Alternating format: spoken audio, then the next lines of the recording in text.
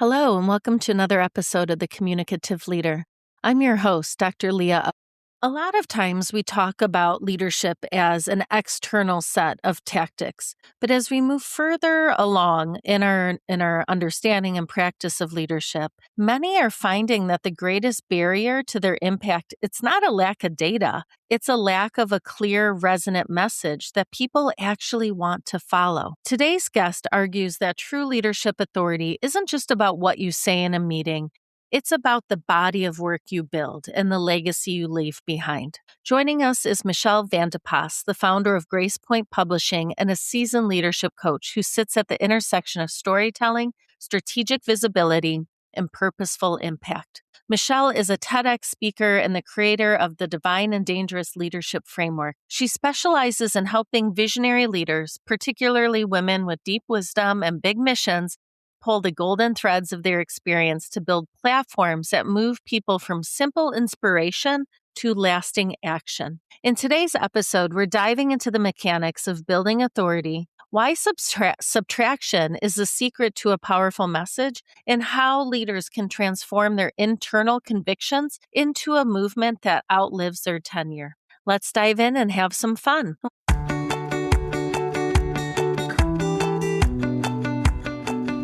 Hello, and welcome to The Communicative Leader, hosted by me, Dr. Leah O'Million-Hodges.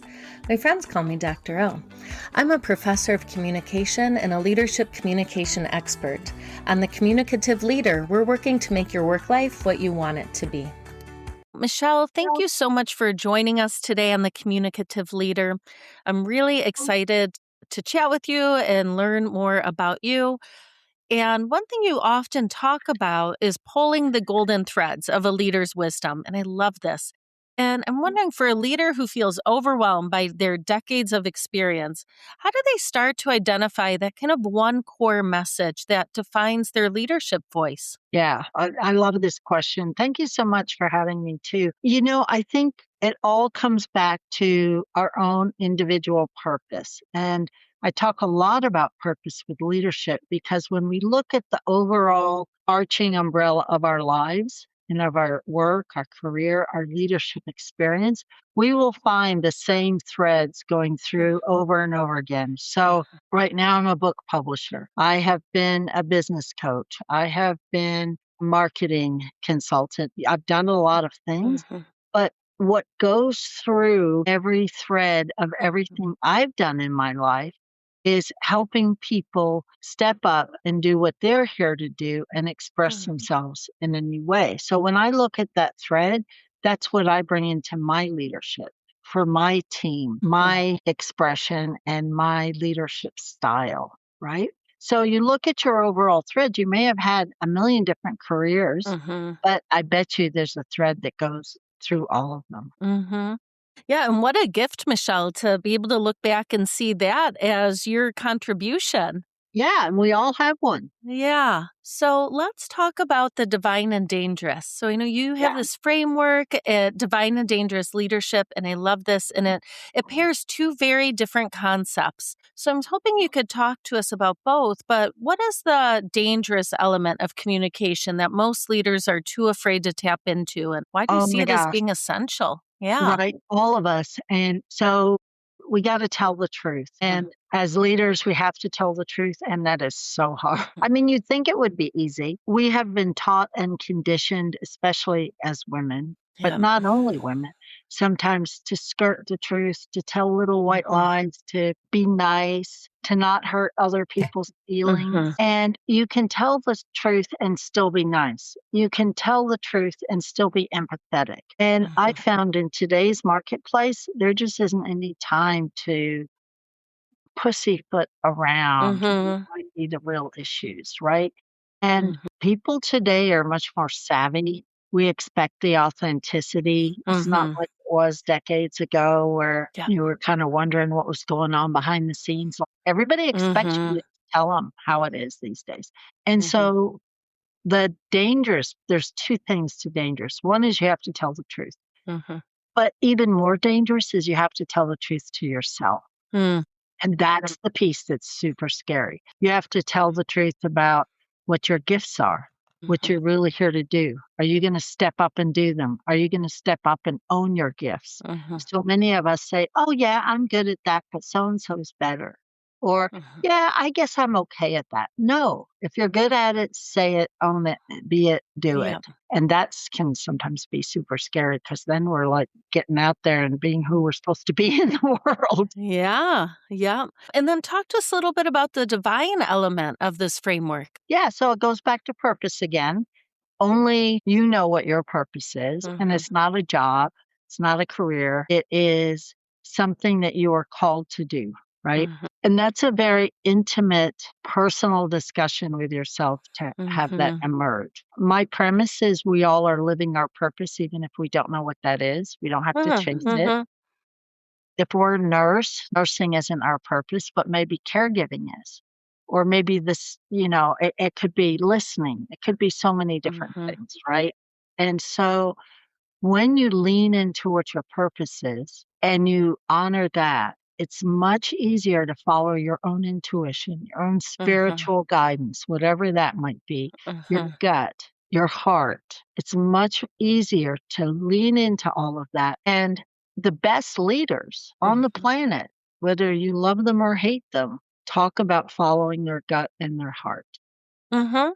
Yeah. And we must be super clear on how to do that and separate what's emotion, what we're reacting to or fear of, and what's real and true and right for us and our companies and our team and our Mhm. clients, and what the next best step is. So that's the divine part. Yeah, and you can see how that connects so beautifully with the dangers, especially in telling yourself the truth and telling others the truth. Right. Right. And it really is about taking a moment and honoring who Mhm. you are and who the people around you are for who they are. Now, Mhm. we may be triggered, we may be in chaos, we may be overwhelmed, but all of that is fleeting. That comes and Yeah. goes. I'm Mhm. asking to look a little deeper. What's Yeah. And so let's keep kind of pulling on that thread. And when I was getting ready for a conversation, I love that this approach you take. You mentioned when you speak on stages that value results and not just inspiration alone. And so I'm wondering, Michelle, where does leadership communication typically fail when it gets stuck at that inspiring level without moving into action or the next steps? Yeah, you've gotta have doers on your team. You have to Mm-hmm. have doers, you have to have inspirers, and it may be you. If you're a team of 1, it may be you, Mm-hmm. right? But if you have a team of even 2 or 3 people or a team of 10 or 20 or whatever it Yep. is, make sure that you have doers on the team that are Mm-hmm. actually gonna take inspiration and be able to follow tasks, be able to follow through with task management, be able to Mm-hmm. complete projects. We all have different gifts, right? I'm really good at visioning and starting projects. I'm not so great at ending projects. Mm-hmm. I know that about me. That's part of my own truth telling. So I have to have people on my team. They're going to take things that I've started and finish them for Yep. me with direction, with Mm-hmm. input. Like they have to give their input if they're going to take a project I've started, right? Mm. Or if I have an idea and I can just give it over to someone and say, but implementation is everything. There was a time, and I don't know about your audience, but there's a time Mhm. when I was on a lot of podcasts a number of years ago and everyone was talking about see it, believe it, dream it, and it will Mm. happen, Mhm. right? Mhm. Follow manifestation Yep. principles and all of Mhm. those kinds of things. And my premise has always been, yes, you want to do those things because you want to Mhm. anchor them in your heart. You want to know Yep. they're right for you. You want to write it down. Mhm. You want to visualize it. And then you've got to follow the steps. You actually have to do Mhm. it. You can't just visualize clean dishes. Some Yeah. point you gotta get yourself to your sink, right? Mhm. And I mean, it sounds funny, but it's amazing how many people just think, "Well, I'm visualizing it, it's gonna come." Yep. Yeah, well, no, you also have Exactly. Yeah. to do the Yeah, steps. that's a perfect example there to use to remind yourself it is the believing and visualization and the action. And the action. And it can be a simple action. Doesn't have to Yeah. be, Yep. that old metaphor, Mhm. the elephant, you gotta eat it one bite at a time, right? It Yeah. can be one small step that gets you in the right direction. Yeah. Yeah. And so let's think another way to think about action is the power of subtraction. And in this show, we focus a lot on clarity. And I know in your work as a book coach, as a publisher, a lot of times you help leaders refine their message and it's subtracting the noise so that true conviction can be heard. Can you tell us about that process and how do you help authors or Yeah. individuals you coach to get there? Yeah. So it's funny because just this week I posted social and in my email Mhm. list that I set a goal to get rid of 100 things in my house in 1 week because Mhm. I got to finish editing my book. And my mind is like Yep, this, and I just can't. yep. And so you clear the clutter around you. Mhm, Amazing how calm you are. Easy for me because I've been in the same house for decades. So, you mhm, know, old clothes, mhm, so I got rid of 100 things, and that's one thing that you can do, like, take care of the clutter outside your world, outside mhm, your head. mm, Make sure that you are getting some quiet time, mhm, meditation, walking, mhm, knitting, washing dishes, and looking out your window. Anything that it's quiet time when you're not on the phone. mhm, You've gotta have that time. Reading, writing, any of that. But then when you're looking at your message, most of us do have decades of experience or years of mhm, experience working in our fields, maybe in other fields. And you got to go back to the threads. What are you good at? mm, You're good at yep, coaching. You're good at teaching. You're good at mhm, leading. You're good at mhm, doing, right? Whatever the things are. And if you have a message, if you're writing a book, I always say, what's the one thing you really want your reader to take away? mhm, Start there. And then what are the 3 things that you're gonna tell them to help them get to that takeaway? mm, So if you take this and just put it into coaching for your yep, business, it's the same rules apply because I was a business coach before I was a book coach, mhm, right? What's the one thing you want your clients to know about you and your service or your product? mhm, Then what are the 3 things you're gonna do or tell them to help them get to that end result, right? yeah, Everything else is just noise, yep, especially in today's world. We don't need all the bells and whistles. We don't mhm, need, well, my client's going to get 102 minutes mhm, with me sometime over the next month, and then they're going to mhm, get 3 emails. We don't care. We want the result. yep. What are they going to get? Yeah, that's so helpful. I really love that framework and thinking about what is the one takeaway or the one thing and what are, your 3 tactics in achieving Right. that. So helpful. I'm going to be thinking about that. I've done a couple books and that's a really nice way to think about, how to organize that your thinking going forward. Yeah. Yeah. Excellent. So, Michelle, now I'd like us to think a little bit about kind of this. Sometimes people can think of authenticity and authority as being competing, but we know that these really should be in alignment. So, we know that some leaders, they have this mismatch between that internal mission and then the external persona that they think they need to convey. So, how can a leader refine their storytelling so it feels authentic to them, but remains strategically aligned with organizational goals? Wow, that's a heck of a question. So my first response is I have no Mhm. idea, and I know that's not really true. I Mhm. do, but I have to pull that apart for just a minute. And Yeah. so I think part of my process as Mhm. a leader and leading a team is also, let's pull it apart and see what's really going Mhm. on here. So what are you really asking me? You're asking me how to reframe my inner stories, maybe? Mhm. How to communicate to my team when what I'm feeling or thinking might be different than what's needed, how I can be authentic out there in the world and still be a leader. So, here's some things I would say. For my style, I listen a lot Mm. and I try not to react. I have vendors and clients and team members who have all kinds of Mhm. problems and challenges. And we have challenges in the publishing world that have nothing Mhm. to do with me. Bookstores return books, Amazon changes Mhm. its algorithm, like all kinds of things, right? That I can't Mhm. control, but still comes back on me. And so the first thing I would say is you got to give a listening ear and an audience because half the time, all other people want to do is just lash out and vent. Mhm. because they're mad about whatever's happening in the world. Mhm. It's rarely about me, although people do sometimes project on me as they do with any leader, right? But I have to remember it's rarely about me. And then sometimes I'll give a personal example, but mostly I'll just listen and then reflect back Mhm. what I heard. Mhm. And I'll try to pull it apart a little bit. Like, am I understanding this is what you need? So I started that Mhm. process with you and then I didn't finish it. But like, is this really the question you asked? Because I heard a Mhm. lot in that question, right? And then I don't like try to justify or defend myself. Mhm. Those days are over. I used to years ago. That's one of the things I've learned as a leader. There's such a thing as too much information. There's such a thing as trying to justify it. There's such a thing Mhm. as defending myself. If I have to say, I'm sorry, your books did not make it to the Mhm. bookstore in time. We did everything we can and the printer was behind. I Yeah. don't have to say more than that. Mhm. Now I say, and what can we do now? I don't have to go into the 17 phone calls I made trying to get your books out Mhm. because then it just becomes more noise again. Yeah. So, did I answer your question?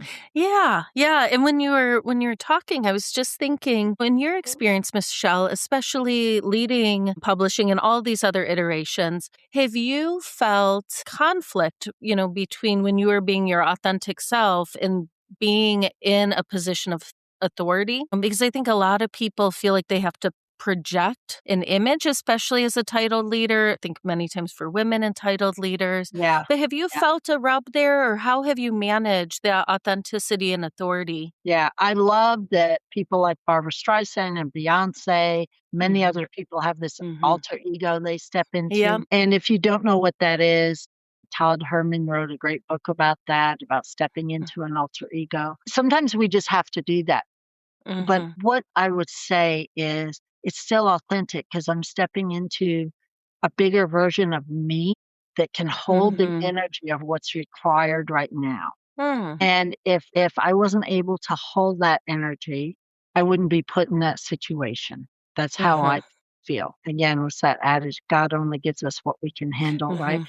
So when Mhm. I have a challenge, I do step into this divine and dangerous self of myself. That's Mhm. an alter ego of myself. That's a slightly different, bigger persona of who I am. It's still who I am, Mhm. and I just believe I'm tapping into my Mm. divine self and my dangerous self, right? And so Yeah. I'm still authentic, but I do have to Mhm. project kind of this mask. I wouldn't call it a mask. Mhm. I would have decades ago, but I think Mhm. this is what you're alluding to, that we have to be Mhm. someone we're not. Mhm. And saying, come from it, come to that from your inner space Mhm. rather Yep. than projecting someone else you think you have to be. Yep. Step into that part of you that can handle this, that can hold a bigger energy, that can Yes. say, I can do this. It's scary. It's bigger than it Mhm. used to. It's like, Yep. oh my gosh, what's going to happen next? But I got it. I can do it. Yeah. Right? Yeah, that's really powerful because it's coming from a place of embodiment rather than performance. Absolutely. Great way to put it. Yeah. Yeah. So I love this idea, Michelle, of what you do in helping people identify these themes and these threads, and that focus of leadership, someone's life work is outliving them. So I'm wondering, in your experience, how does having this kind of documented philosophy, whether it's a framework or a book, how does it help you kind of scale up your trust in a way that those leaders who are, they're showing up, they're doing the work, they're leading the meetings, but they haven't necessarily taken the time to identify these threads for these core messages? How does Yeah. that differ when you're doing that larger generative work? If you want to speak stages Mhm. apart from in your own corporate world, right? Mhm. If you want to impact as a mentor above and beyond whatever world you're in right now, you really do need a book these days, right? Mhm. Mhm. It's kind of become a foundational piece. Yeah. And so it, a podcast, a book, a TED Mhm. talk, if you can have all three, even better. Yeah. But you got to have at least one of them, right? So you're Mhm. there with the podcast and books. Mhm. Mhm. What it does, though, and I'm sure you've found this, is it forces you to be Again, super honest and truthful with Mhm. yourself. Also, Mhm. you get very clear about who you are and what that message is and what those threads are. Because as you're writing your book and you read your book back, which I hope you do before Mhm. you publish Mhm. it, you will go, oh, well, that doesn't resonate. Oh, I wonder where I got that Yeah. from. That's someone else's. Mhm. That's the editor's note, Mhm. or that's my mother speaking, or whatever. Mhm. And it's actually a really stretching personal development journey Mhm. to write a book, a nonfiction book. A fiction Yep. book as well, but for Mhm. different reasons. Mhm. But a nonfiction book, it stretches you in a way that does force you to lean into your divine and dangerous self in a bigger way. Mhm. Because you do have to be super clear about what are you going to put down on the paper. It's going to get published. It's going to be out there a decade from Yep. now. Now, having said that, I have published books as many, many, many other people have who are Mhm. like, oh my gosh, I published that a decade ago. That's not who I am anymore. It's not what I'm Mhm. for. But at the time it was. Mhm. We Mhm. all grow and change. You can't Yep. you can't write for your future self. You have to write for where you are right now. Yep. Yeah, that's a really helpful reminder too for people because I think for a lot of folks, whether it's a podcast or a book or like you're saying, a TED talk, it's that idea of putting yourself out there and knowing there will be critiques or critics, and you can't have all the answers. It's not possible, but we're doing No. the best with what we have now. Right, we are, and oh my gosh, don't do this. Hmm. Please don't, anyone listening, but, if you get caught in some comment thread where Hmm. everybody's just bashing each other, yet Hmm. none of it makes any sense, Yep. right? It's like so that Hmm. so don't worry about what other people say because Yep. it's all just chaos and noise out there. None of it makes sense. Exactly. None of it's real. And there's Hmm. bots that are hired just to Yeah. keep threads going so that Hmm. social media looks better than it is. Yeah. So don't worry about anybody else's opinion. Just go do your work you have to do in the world. Yeah. And here's a great follow-up question to that. So as a leader's platform grows, so does scrutiny, as we've been saying. And so, as you just mentioned, kind of stay out of those comment sections. What are other tips that you give your authors or individuals you coached so that they can stay grounded and clear in their own messaging when there starts Yeah. to be kind of pushback or friction from others? It's super helpful to know who you're here to serve, really, because usually when I get people mad at me, they were not a right fit to start with, Hmm. right? It's usually like just, and it's so hard when you're a business to turn down business. And if you're leading a team, sometimes you're just going to have a mismatch and maybe they're still really important to your team, right? Or you don't Hmm. have a control over who you're hiring, Yeah. whatever that is. I don't know, I lost my train of thought there, sorry, sorry, Oh, don't that's okay. go. I get it. Um, yeah, so I was gonna say something, I was thinking about somebody I think when you have people angry at you or saying, Mhm. "This book sucked," or "You gave me wrong advice," or whatever, know who you're here to serve, know your strengths, Mhm. know how you can help. And, if you have a team member and you're not getting along, just keep it really unpersonal. It's not about you. Don't get triggered. Don't Yep. react. Mhm. Respond after Mhm. listening. If you have clients or other people that are pushing back, or even worse, just trolls, Mhm. just know they're not your client. They're not for you, right? Yep. I'm Yep. not here to serve everybody in the world. Mhm. Yeah, and that's not an easy lesson, I think, especially for folks who are starting off, but I always think I my undergrad is in professional writing, and one thing we learned really early on is when you try to reach everyone, you reach no one. And that's what I've kind of used many times professionally and personally and just recognize like I'm not for everyone. Everyone is not for me, and that's okay. Right. Totally. And it's a better Mhm. fit. Your book will be a better fit. And Mhm. when you're hiring on your team, if you know exactly what you Yep. need and Mhm. that's going to be a better fit, you're putting out content, speak to your audience, and everyone else Mhm. will ignore you if you're clear. Yep. Yep. Exactly. So let's think about legacy again. And that you work with many women who are 50 years and older, many other individuals as well. And I'm wondering, in your experience, how should all leaders, regardless of age, be thinking about, these communication breadcrumbs, whether it's something as formal as a book or if it's just social media posts that they're leaving behind for the next generation of leaders? Yeah, legacy is an interesting word because some people really Mhm. resonate with it and other people don't, Mhm. right? I found that Mhm. that's when I use legacy in my marketing, I get a certain kind of person, Mm. right? For most people, legacy means I want to leave something to be remembered at my company or for my kids. Mhm. That's usually the Mhm. two things, right? There's Yeah. probably more, but that's Mhm. usually the two things. And that's really two totally different things. So if you're leaving something for your kids, just write them a book or give them a Mhm. scrapbook or something. That's a different Mhm. thing. If you want to leave Yeah. something professionally, your leadership style, your words of wisdom, Mhm. how to lose 400 pounds in 3 months, whatever Mhm. Mhm. whatever your expertise is, you want to write that in such a way that it's professional and business Mhm. and so how you frame yourself on social media is the same way. Like I Mhm. don't post too many personal things on Mhm. social. I post some, but Mhm. it's pretty curated. I curate it pretty well. I post a lot of Yeah. my professional, my Mhm. outward image. Even when I'm posting something personal, it's what I would post if I was at a networking event or Mhm. what I would post if I went to meet someone in a coffee shop for a business Yeah. meeting, right? I'm out there as personal, I'm Mhm. big, but it's still pretty Mhm. and professional. Yeah. So that's what I would say. If leaving a legacy for work, for business, make sure it's professional. Yeah, and that's such a helpful distinction 'cause you're right, I think so many people think legacy as a singular, right? And Mm, so they're confounding, what I wanna leave my children, what I wanna leave work, what I just want to leave, but it is really helpful to consider the different contexts and in order to make it meaningful and yeah. useful. And if you're writing business books and even memoirs, Mhm. for the most part, your kids in your 20s don't care yet, I think. Mhm.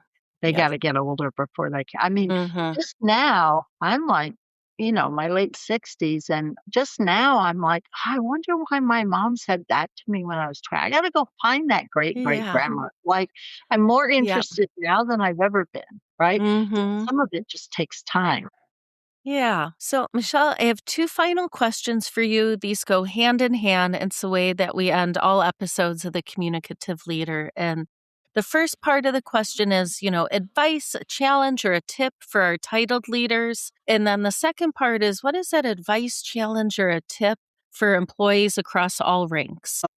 Well, let's start with the employees. Mm-hmm. It's probably also not about you. You're probably Mm-hmm. if you're feeling Mm-hmm. probably more about the leader not leading well, or you're caught in the crossfire, or something happened and you're taking the brunt, but Mm-hmm. you are a person. And younger generations, Gen Zers, are more both emotionally triggered and more emotionally stable than other Mm-hmm. generations. Now, that's a Mm-hmm. blanket statement, and that's just my Mm-hmm. observation, right? Mm-hmm. Nothing to back that up on. But like, just tell the truth if you're a leader, so Mm-hmm. your employees know what's what. And if you're an employee or a team member, please don't take it personally, whatever's going on. Mm-hmm. Be your own leader. Follow Yeah. these same tips and tell Mm-hmm. yourself the truth. Don't react. Don't be in triggered mode. Listen, Mm-hmm. take a breath, respond slowly, right? Yeah. And I'd say that for both sides. I don't know if that tip works for both sides, but that's what I would say. Yeah. Quit Yeah. being reactive to each other. Yeah, that is true. And I always think too, at its root, leadership means to influence. So we're always in a place of influence, Right. whether we're mindful of it or not. We don't need that title in Right. order to wear that. Yeah, for Excellent. sure. Well, Michelle, thank you for joining us today. Thank you for sharing all of this rich insight. These are some of these ideas I know I'm going to go back over and continue to think about and integrate. So, again, thank you for the good work that you're doing and what you're leaving our listeners with. It's been an honor and a pleasure. Thank you, Dr. O. And I've loved being here. All right, my friends, that wraps up our conversation today. Until next time, communicate with intention and lead with purpose. I'm looking forward to chatting with you again soon on The Communicative Leader.